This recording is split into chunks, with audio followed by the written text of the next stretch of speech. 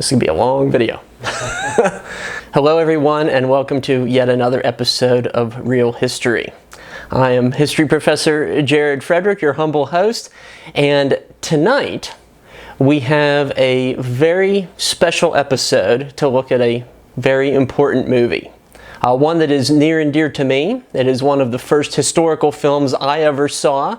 It had a long life on TV channels like Turner Classic Movies and American Movie Classics. And of course I speak of Darrell F. Zanuck's 1962 D-Day epic entitled The Longest Day. Today, of course, is the anniversary of the Normandy invasion, June 6th, and we thought it certainly appropriate to look at this epic movie of mammoth proportions that attempted to look at so many different facets of Operation Overlord. As I was talking with Andy, our video editor, prior to this film viewing, you really could make a movie about this movie. There were so many backstories, so many Hollywood stars, dozens of really prominent and well-known international actors, and not all of them always got along with one another. And there was sometimes just as much conflict going on behind the camera, it seemed, as was being depicted in front of the camera lens. And we'll talk about some of those stories throughout this viewing, as well as some of the real history that this film tries to convey. So with all that being said, let's go ahead and dive right in and watch The Longest Day. Les Français parlent aux Français. Voici notre 8e bulletin d'information. Of course, it's a very iconic shot, one that's been replicated many times on the Normandy beachheads.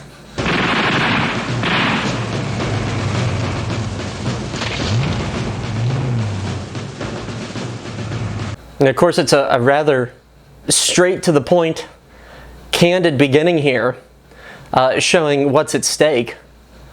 Obviously, the Germans hunting down Frenchmen in these large open pastures and gunning them down.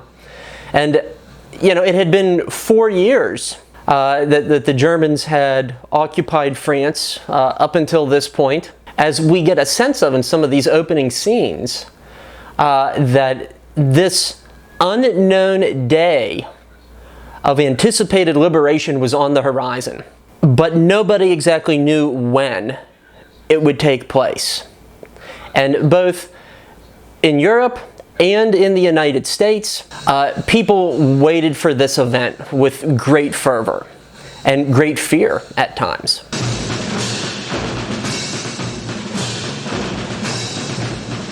One of the primary reasons why The Longest Day was filmed in black and white was to use archival footage, like some of the snippets that we see here.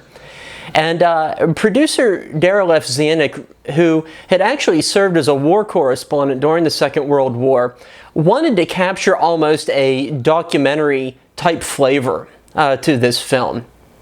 He thought that it would add a strong degree of authenticity, and looking at the film 6 decades later, I think he absolutely made the right artistic decision in that regard.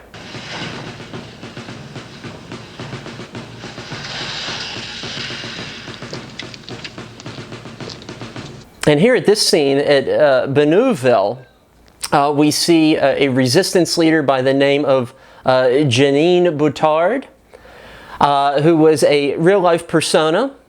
The film, in all likelihood, is a little bit fast with the facts here in regard to her story, and some elements of her depiction in the film are composite in nature, and so that's something important to keep in mind as we continue watching the film.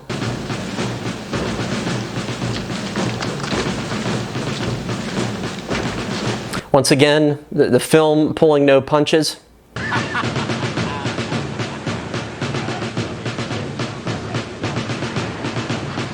Major Werner Pluskat was an officer in the 352nd Artillery Regiment that was located on the bluffs overlooking Omaha Beach. which will become one of the primary landing zones that we see here, as Field Marshal Erwin Rommel is addressing some of his top commanders. Mai müsste es 6 sein.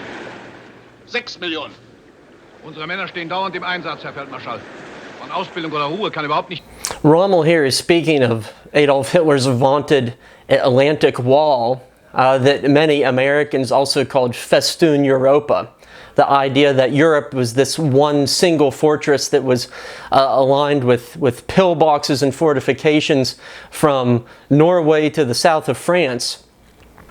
And of course, it would take less than a day for the Allies to puncture that very much feared Atlantic Wall.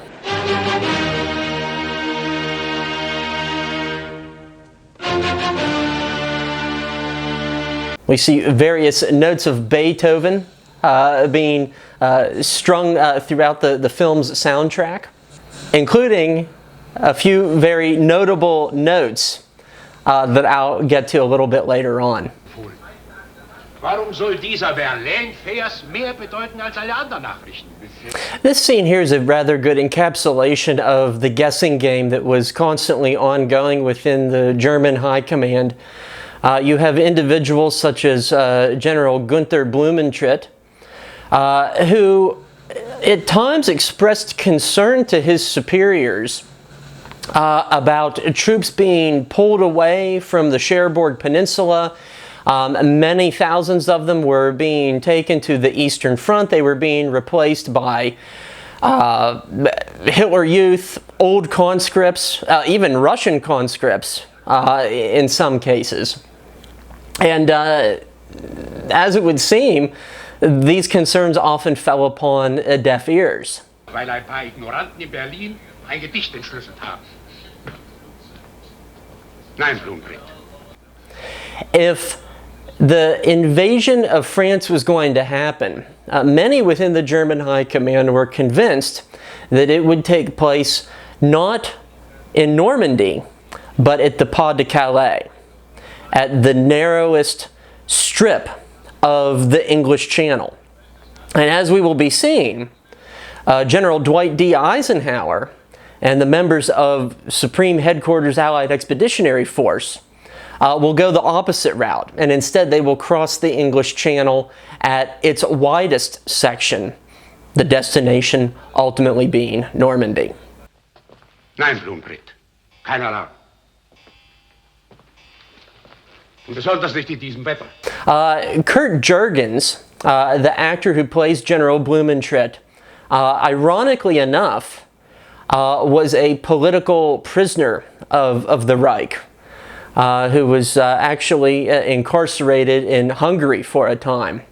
And many German actors who gained these rather notable post-war careers in Hollywood, and even during the war itself for that matter, had often been victims of the Third Reich or refugees seeking to escape it. And Kurt Jurgens, who played a number of Nazi officers and officials throughout his film career, was one such individual.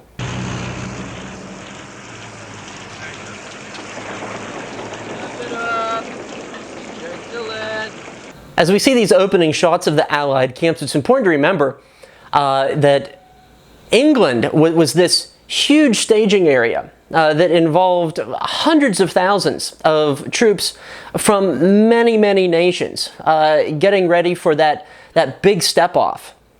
And indeed, as we see here, the days and sometimes the weeks preceding the invasion were rather dreary. They were rainy. Those were preceded, though, by intense drought and heat in April and early May. And Allied planners were very optimistic about this because they thought, oh, if it's dry, you know, that will be less rivers to ford, that will be less flooded pastures, it will be easier to move vehicles. And so planners were hoping that dry, warm weather would continue to make the invasion easier when it would ultimately come. But of course, as we see in this scene and in the real scenes, that was not going to be the case. Wife, you see, she's going to have a baby. Oh, your first, is it? Oh, it's not mine. but I'm dead worried about her. One of the things that Cornelius Ryan's book, The Longest Day, as well as this movie succeed in, is that they are able to balance the big picture with these smaller, intimate scenes, like we see with these British and American soldiers eating their grub. And I think it's a very effective means of storytelling. It's big enough that you can get a sense of the large picture, but yet it is small and humane enough that the audience is able to connect and have resonance with the characters that we see. Puke bags is full, fire buckets is full. All we got left is our helmets. And here we see our introduction to American troops of the 4th Infantry Division. Of course, I'm wearing my 4th Infantry Division t-shirt here tonight. And my grandfather, who was a veteran of this division, was on one such vessel as this, crossing the English Channel at this very moment. One of the few times in Hollywood history that this very accomplished division has ever been depicted cinematically. Didn't even need a blanket. Actor Roddy McDowall, the young spectacled GI that we see here, was in another major 20th Century Fox movie simultaneous with this. The big budget film that was Cleopatra, starring Elizabeth Taylor. And 20th Century Fox had sunk $40 million into the budget of Cleopatra. It was one of the most expensive movies of all time up until that moment. And indeed, The Longest Day was also an expensive film by early 1960s standards. It had a $10 million budget. But Cleopatra was beset with delays and all sorts of complications. And Roddy McDowall, the actor here, who played Mark Antony in Cleopatra, became so bored during the filming of Cleopatra that he begged Daryl F. Zanuck to have a small part in The Longest Day, just so he could do some work. And hence, we have this nice little cameo of him here as this 4th Infantry Division soldier. I've notified the adjutant. Change in schedule. After briefing session today, all troops will participate in ground tactics and deployment. All right, we're going to pause this for a little rant. John Wayne in this movie plays the real-life character, Major Benjamin Vandervoort, who commanded the 2nd Battalion in the 505th Parachute Infantry Regiment. And my critique here in regard has nothing to do with John Wayne's character, persona, or his abilities as an actor. But my beef is, and people in 1962 had this beef as well, is that he is double the age of the character that he is playing. Vandervoort was 27, and at the time of filming this, John Wayne was 54 years old. Even in 1962, John Wayne was still older than Benjamin Vandervoort in 1962. And so suffice it to say, there were not many paratroopers who were this old. Another critique of John Wayne being cast as this character was the fact that he had multiple deferments during World War II, when other well-known actors such as Jimmy Stewart and Clark Gable had rather willingly gone into military service. And so at the time, despite the beloved nature of John Wayne, there was some controversy in regard to his casting of this iconic paratrooper leader. The man who was the runner-up to play Vandervoort was 38-year-old Charlton Heston, who was straight out of his iconic role of Ben-Hur.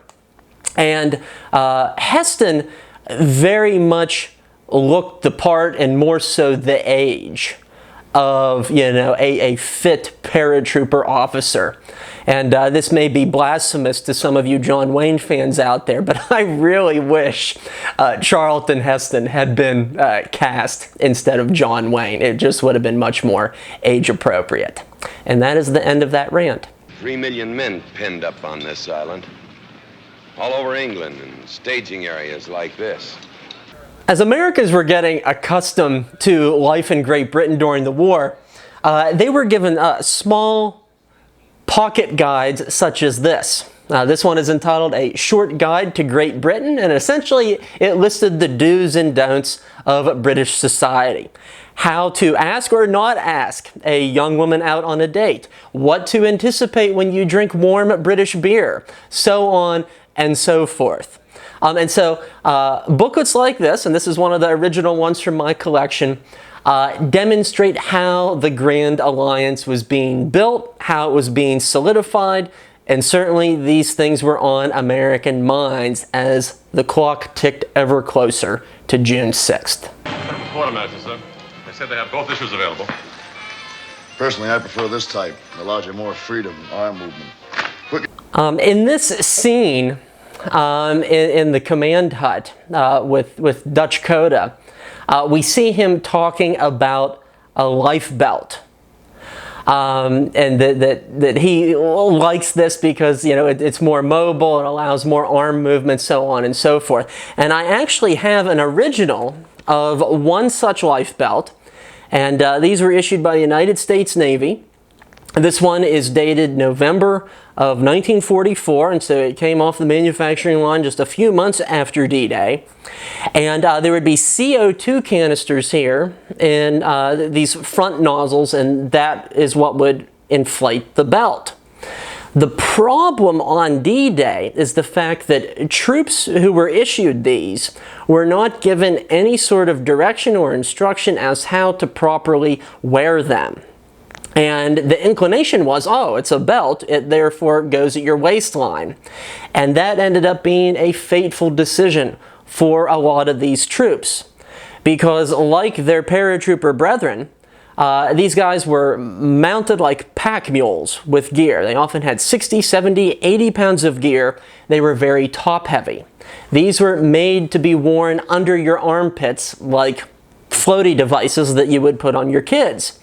And as a result of them wearing these life belts incorrectly, as soon as they hit the water, a lot of them just went head first, and their feet were dangling upwards out of the water because they were top heavy. And so a lack of communication could bring about lethal circumstances, and unfortunately these life belts, they were meant to preserve life, ended up taking many. All right. I am not Eisenhower. I am an assistant division commander. I don't know from nothing, but he can't call it off again. Contrary to John Wayne, Robert Mitchum is perfect casting for Norman Dutch Coda, who is one of the chief leaders of the 29th Infantry Division here as the invasion looms. RAF says that this gale can stop as suddenly as it starts. That's what they told us yesterday, and that's what they told us the day before. Look, Norm. As all of these conversations about weather are underway, it's important to consider the fact that the Allies had an incredibly small window of opportunity. It was either they had to go in early June or they had to go in mid-June. They had to take into account the moon. Would it be a full moon? You needed a full moon so the paratroopers could see where they were going. How strong would the tides be? What direction would the tides be going in? And when you take into account all of these meteorological circumstances, there were essentially only 4 or 5 days in the month of June that were fully available to launch an operation as massive as this. And so all of this concern, it was certainly well-founded. 50 on it, come back. I got it right here. Put it down. 1, 2, 3, 4, 5. Lay it down. Come on. The young American paratrooper that we see here, who is on a winning streak, is portrayed by actor Richard Baer. who had just come straight off the success of starring in The Diary of Anne Frank, which came out in 1959, and even more recently, the big Oscar winner West Side Story, in which he plays one of the main characters. And so here was a young actor at the top of his game, and he certainly embodies this kind of youthful, spirited, and sometimes uncertain attitude that a lot of American GIs had.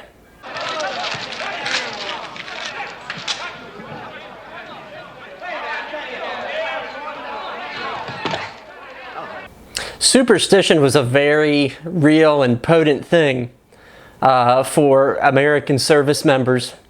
And, you know, going from rabbit's feet, St. Christopher medals, rosaries, and even Eisenhower had lucky coins that he often kept in his pockets to jingle for good fortune. It was these small sort of token gestures which gave service members a peace of mind as they were preparing to embark on these rather hazardous missions. Find it slouched head.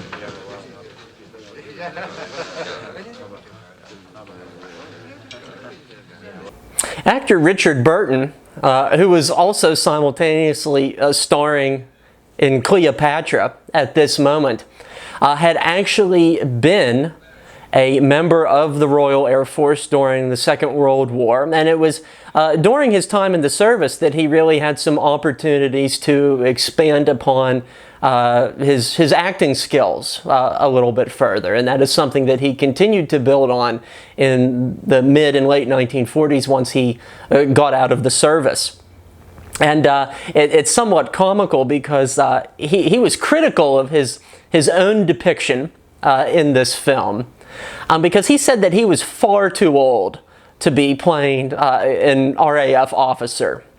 And going from his own personal experiences and recollections, he said that there was hardly any officer who was over 30 years of age. And so that is one of the repetitive historical problems in this movie, as well as a lot of other war movies, is that the people who are cast as these characters are simply too old. Well, it's just... Go on, go on. Well, I have a feeling it's on for tonight. That's all. Feeling. This feeling that this one RAF officer is talking about is something that many Allied service members confessed to in hindsight. A lot of them said that there was almost this electricity, this surge of energy that was in the air. And, you know, a lot of them said that they could sense that the invasion was near. And they said that, you know, they could sense it in the same way that somebody with arthritis or rheumatism could sense that rain was coming. And whether that's true or not, or whether they were just saying that in hindsight, is one thing. But the fact that they were making these claims is something very interesting in the psychological moment. Thank you. Can I get you some coffee? No thanks. I get some for myself. Here too, we have a wonderful character actor by the name of Robert Ryan, playing 82nd Airborne General James Gavin. But here too, Robert Ryan's 15 years too old. James Gavin was a fairly young paratrooper general. Good question. What's on your mind, Van? I'm concerned about the placement of our drop zones. John Wayne and Robert Ryan had also starred together in a previous war film from a decade earlier entitled Flying Leathernecks. John Wayne was a staunch conservative. Robert Ryan was a staunch liberal. And as a result, the two of them did not get along too well in these few conversations and scenes that play out here in The Longest Day. So there too, some of the drama that was going on behind the camera. Now, if anything goes wrong and we undershoot, we land in this flooded area and are bogged down. If we overshoot, we come down like clay pigeons. Many, many square miles of Normandy countryside had been flooded Napoleon Bonaparte had actually done the same thing over a century earlier. But in this case, it proved incredibly lethal for these paratroopers that would be landing behind enemy lines, behind the coast, as shock troops to disrupt communications, lay the groundwork for the amphibious troops that would be arriving soon after. Because these paratroopers, as we have discussed in our analysis of Band of Brothers, a lot of them had over 100 pounds of gear. And when you land with 100 pounds of gear in 6 or 8 feet of water, there's a very good likelihood that you will not be able to come to the surface. And so this idea of overshooting or undershooting drop zones was of major concern, because it wasn't only an issue of landing in the wrong place and having to make up the lost time and effort, but there was also a very real fear of drowning.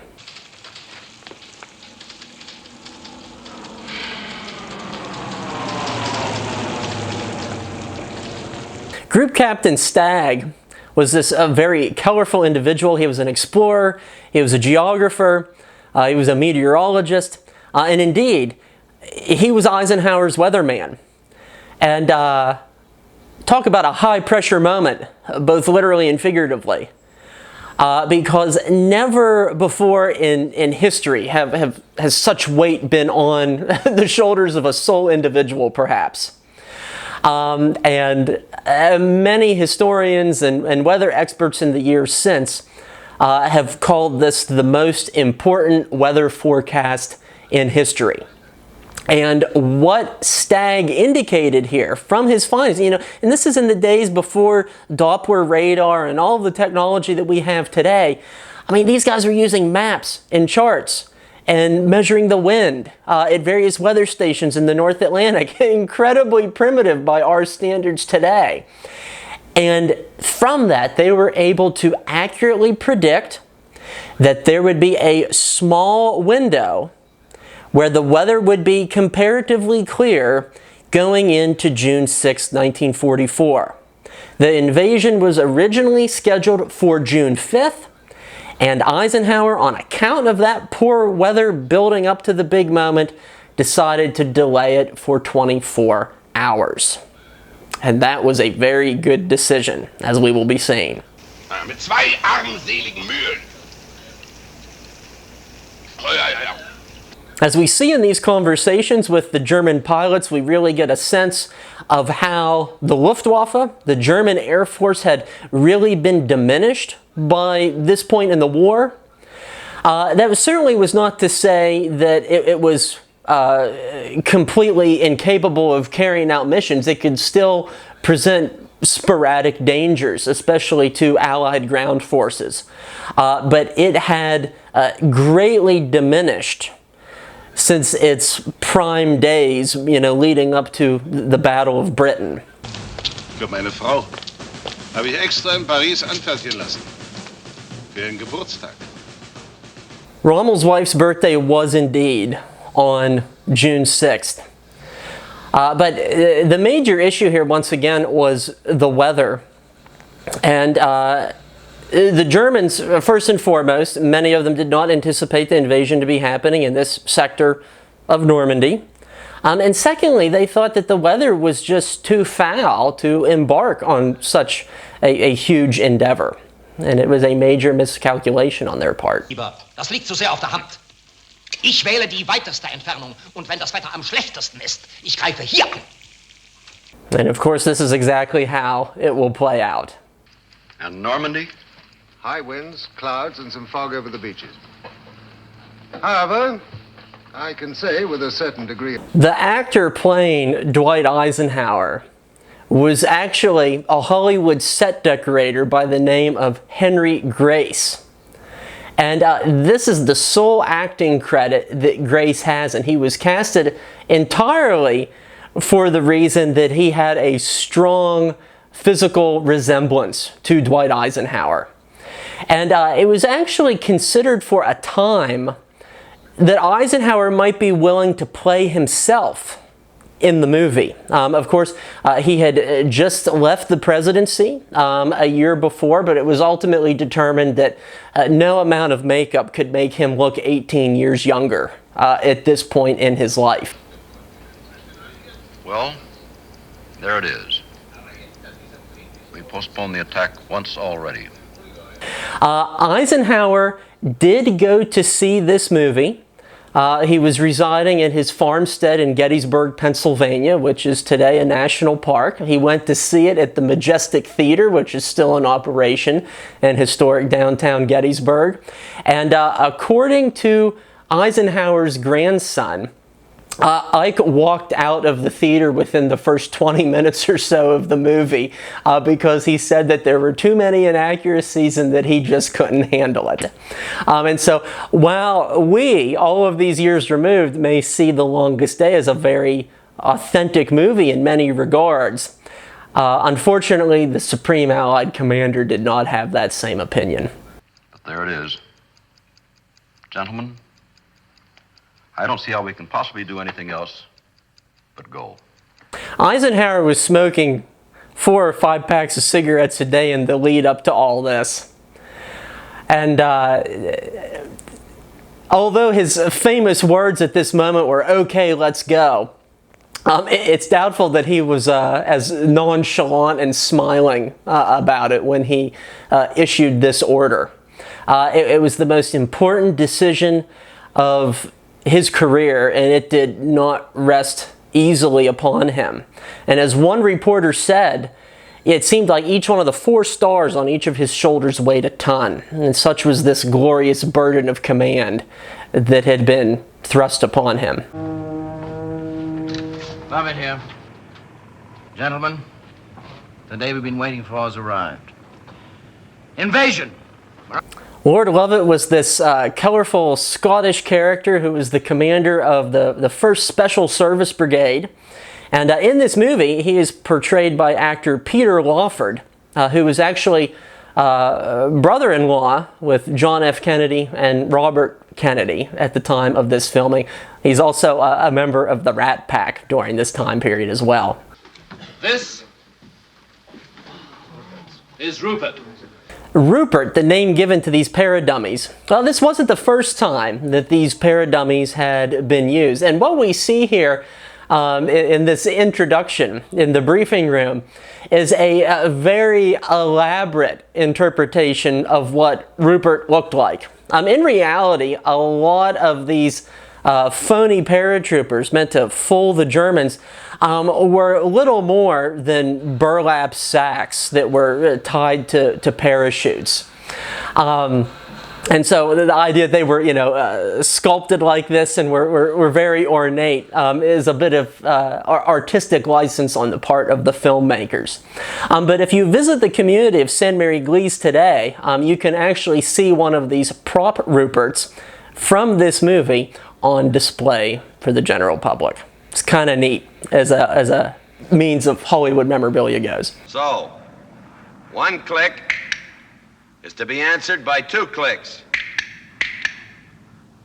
These Acme clickers, also known as crickets, are celebrated artifacts of the paratrooper landings in Normandy.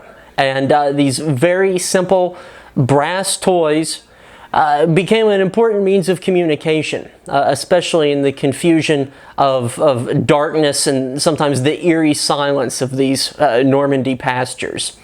They are highly collectible and often rare to find today, but they are reproduced in droves, and they are incredibly popular souvenirs for the many people who visit Normandy today. I have a few myself. Bulletin d'information. Veuillez écouter tout d'abord quelques messages personnels. Demain. Radios were a very important commodity for the French underground. Indeed, the Germans often tried to confiscate radios, and these French civilians had to get creative as to where they would store them, where they would hide them. They would hide them in barns, cupboards, false bottom buckets, you name it. They were hidden all over the place. And as we can see here with the one operative though, it was incredibly important because the certain code words would announce the coming of the invasion. And mobilization would then begin in earnest. Le pont, dans 45 minutes. Speaking of communication, I've always been of the mind that it was a really brave decision on the part of the filmmakers to have these characters speak in their native languages. And I think it just adds such a rich level of authenticity to the film that you have German actors speaking German, you have French actors speaking French. All that said, there is an alternative version. In fact, it has shown up on Netflix from time to time, where all of the actors do in fact speak English. And this was a version that ended up in a lot of American theaters when this film was released in 1962, because it was thought at that time, and I suppose it's still true to this very day, that Americans get impatient with subtitles. But as we can see with this movie and so many other foreign films, after you really get into a film, subtitles really aren't that much a detriment. If the story is good, you're going to be drawn in regardless of what language it is.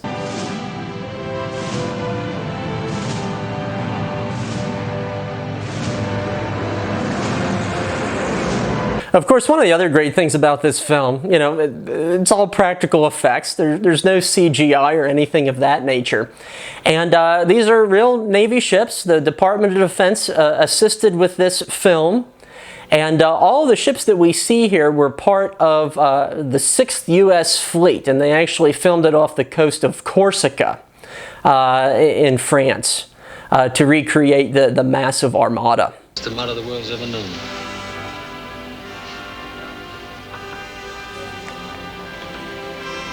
The scene here with a very small role by iconic 1960s actor Rod Steiger shows us a bridge-side perspective of the USS Satterley, which was a Glees-class destroyer that participated in the Normandy invasion. It would support U.S. troops who were landing on Omaha Beach and Point du Hoc. And the character that Steiger portrays was a naval captain by the name of Joseph Witherow. And the really interesting thing about this ship is that it would later be transferred to the Pacific, and actor Henry Fonda served on that ship in the Pacific. And of course, Henry Fonda also acts in this movie. And so there are a lot of interesting connections that you see between the actors and some of their real-life experiences from 2 decades earlier. Some really cool stuff. The dance at the USO and all that, but I mean, I took it serious. And so did she. We didn't do it just for kicks. Actor Jeffrey Hunter was one of the big rising stars of the early 1960s and the late 1950s. He had recently played Jesus Christ in one movie. He had been in a number of John Ford westerns. And for any of you Trekkies out there, he also had a prominent role in some of the first episodes of Star Trek, which was just a few years away. Well, I guess I ought to be getting back to the outfit. One of the material problems with the uniforms in this film is a lot of the actors are wearing a post-war version of the M1943 uniform jackets. And these were jackets used later on in the war that had double-breasted pockets. And these really weren't worn until later in 1944 and 1945. No troops were wearing these in the Normandy invasion. I mean, even if they had, they wouldn't have had zippers like the ones that we see here. And so this is a case where more modern uniforms and equipment, indicative of the early 1960s, is being used simply because it was easier and cheaper to find.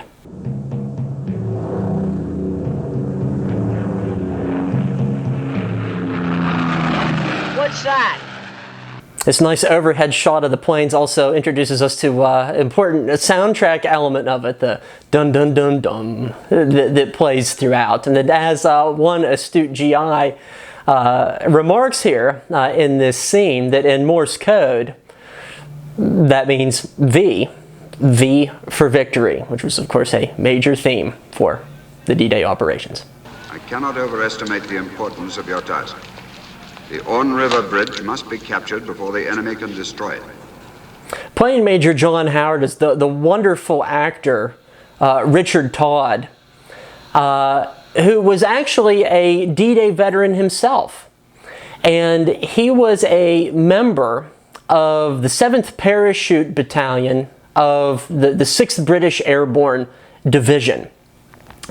And so, you know, he was in the thick of it, and he brought his real-world perspective to it. In fact, the beret that you see him wearing in these scenes and stowing away is the same one that he himself wore on D-Day. And so this was certainly a story that had pertinence to him. Feet up!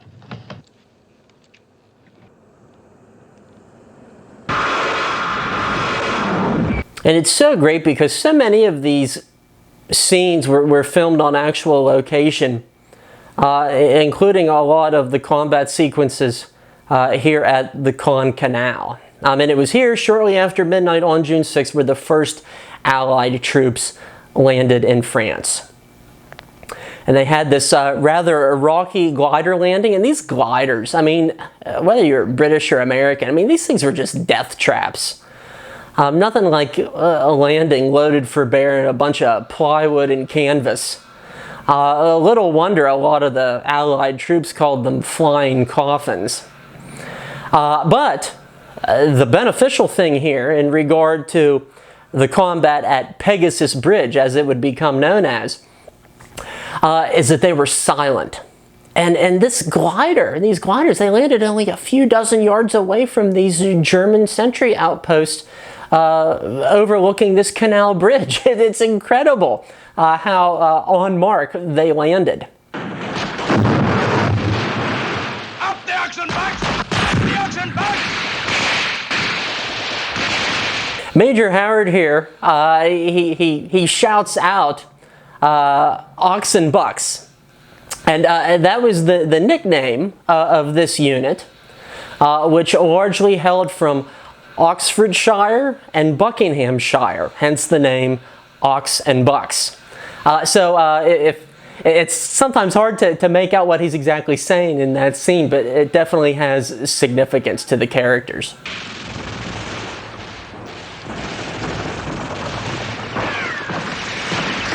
And of course, in these scenes at the canal bridge, things are condensed. There are a few liberties taken. But it's so well choreographed. And once again, the authentic environment just adds so much. And the one building that we can see in the background is known as the Café Gondry. That was the first liberated building in France. It gets some screen time in this movie.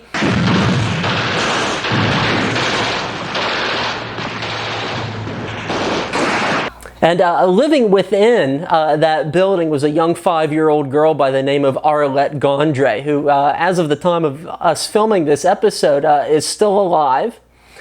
And she still runs the family cafe today, and she is known as Madame Gondry. And Andy and I had the chance to meet her, a very colorful and feisty woman.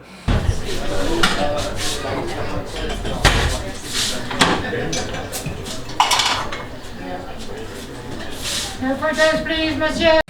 But boy, has she seen a lot and met a lot of people in her years living and working at this iconic Normandy building.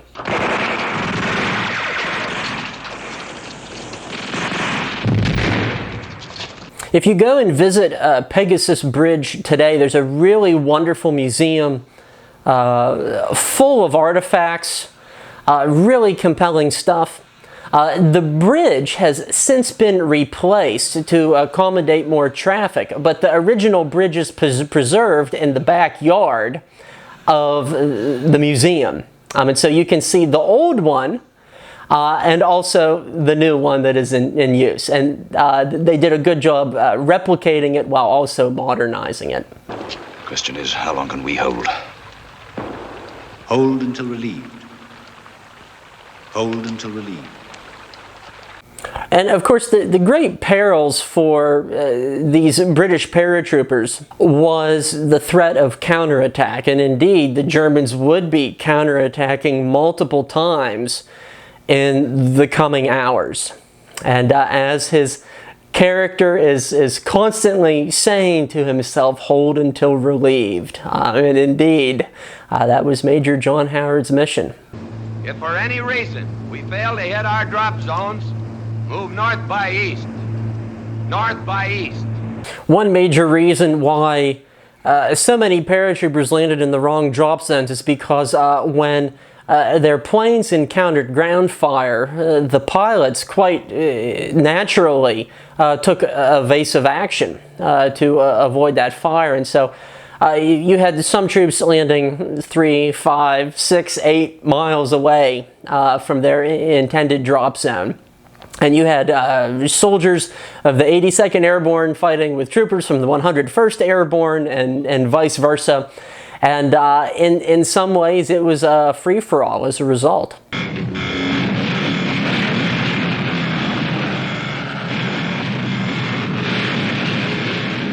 Caen was one of the largest cities in Normandy, and it would largely be the objective of Bernard Montgomery's British troops. And certainly it was well fortified, as we can see here in these scenes.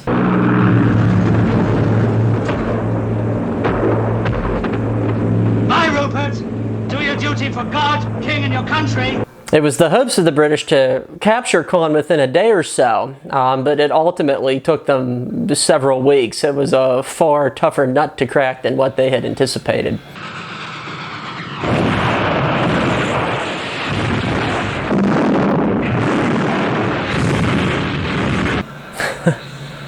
The special effects in this movie are just stellar. Then of course, you know, there's no CGI back then, and so you had to blow up a train if you wanted to see a train derail and erupt into a big fireball. So just some incredible craftsmanship going into orchestrating these various scenes. What the? Sorry I startled you. I'm trying to find my communion set. And these waterlogged scenes that we see with the likes of these British paratroopers and the Padre here, in such circumstances, artifacts such as this came very much in handy. And many pilots and paratroopers were issued maps on silk. The idea or fear being that these people would be landing in water. If you needed to navigate, you know, a paper map wasn't going to do you very good if you landed in such circumstances. And so here's another artifact from my collection, a silk map of Normandy, and quite a unique piece it is. And so undoubtedly, many of these troopers had such a commodity as they were landing here in the night of June 6, 1944.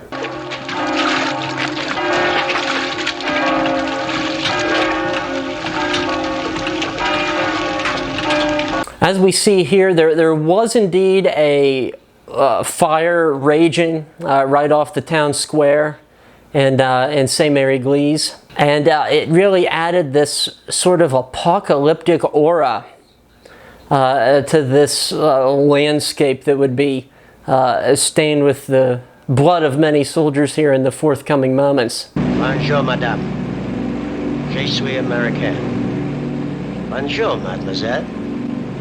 Je suis américain. Actor Red Buttons in these scenes plays the paratrooper John Steele.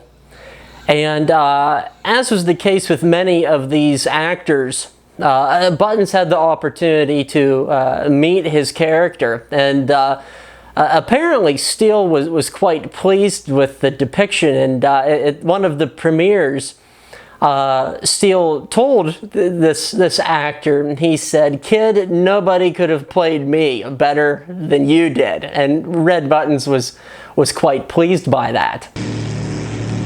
Okay? Go! Go! Go!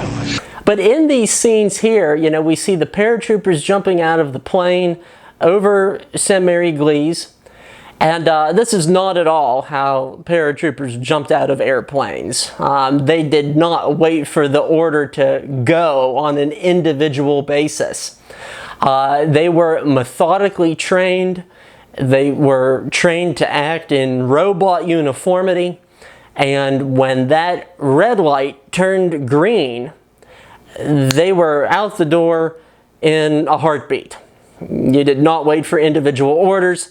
You went right after the person in front of you did. And so it's a technical error that we see here. One of several within these St. Mary Glees scenes.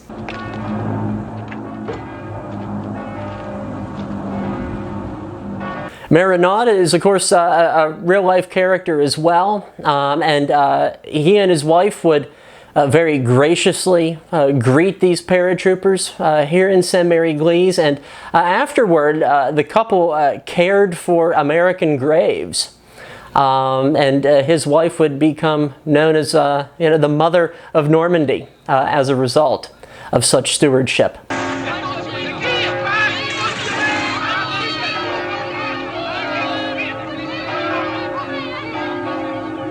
Once again, these scenes were filmed in the real place, and despite some of the errors, this is cinematically the best scene in the movie.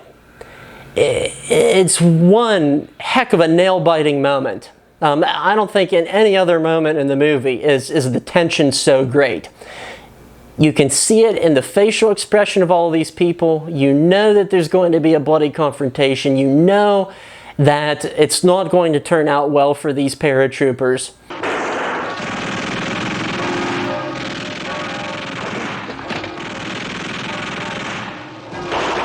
It's so expertly shot and staged, and it's just heartbreaking.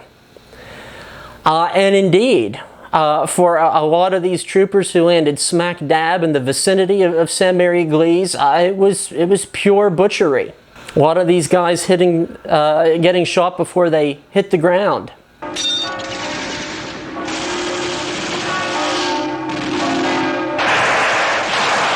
It's hard not to get goosebumps when you watch this scene.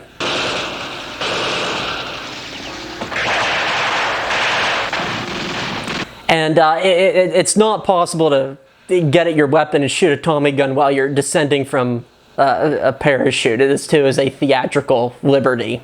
This did not happen.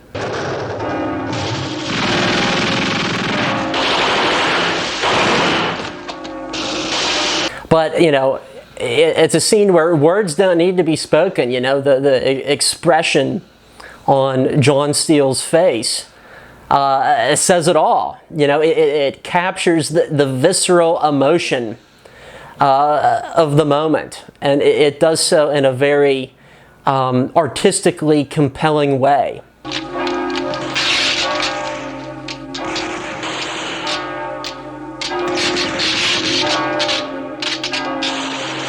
The biggest problem of all, perhaps, with this scene is that in all likelihood this episode with John Steele did not happen. This is a story that emerged in the post-war years. There's not any contemporary account from 1944 of a paratrooper being stuck from the bell tower here in St. Mary Glees. And like in the book and in the movie, the audience and the readers are never really told how this guy got down from the steeple. And the simple answer to that conundrum is the fact he wasn't up there to begin with. No French townspeople, no citizens of St. Mary Glees were grabbing ladders to go up and fetch this guy as combat was engulfing their street. And if he landed at an angle, as is shown here in the movie or indicated in the book, it would have been impossible to get this guy and pull him upward from the bell tower. And so, it leads to the question, was this story fabricated by this veteran? And in some cases, recent scholarship suggests that that was perhaps the case. But in any regard, this moment, this paratrooper, this specific vignette in this vast human drama is something that is celebrated on a widespread basis. There's a mannequin and a parachute hanging from the steeple in St. Mary Glees. It's a big tourist draw. It's ubiquitous with the town. But there's really not much strong historical evidence to back it up. But as the old saying goes, when the legend becomes fact, print the legend. Contact with F-Gun. No, sir, but they must be somewhere up ahead of us in the direction of St. Mary Glees. Ow! Well, go ahead, tie it off. Major Vandervoort did in fact bust his ankle, and in the subsequent days, he actually had a crutch that he used. He did not necessarily use a rifle, but like we see here with John Wayne. And he was also dressed a little bit differently. Here in the movie, they tried to catch the flavor of the paratrooper uniforms, but they aren't quite up to snuff in regard to authenticity. Vandervoort also had a raincoat that he wore, and so some of the really iconic photos of him, you see him with a crutch, you see him with this makeshift cast around his foot, and then you also see him with a raincoat. If you'd like to learn more about the airborne experience, if you ever visit Normandy, one of my favorite museums in that part of France is called the DDay Experience. And it's this incredible collection of artifacts and immersive environments located at a crossroads point known as Dead Man's Corner, where some of the fiercest of airborne combat took place, just a little bit above the community of Carentan. And so if you ever have the opportunity to go to Normandy, you definitely have to visit the cemeteries, you have to visit the beaches, but if you can only pick from a small handful of museums, definitely head over to Dead Man's Corner.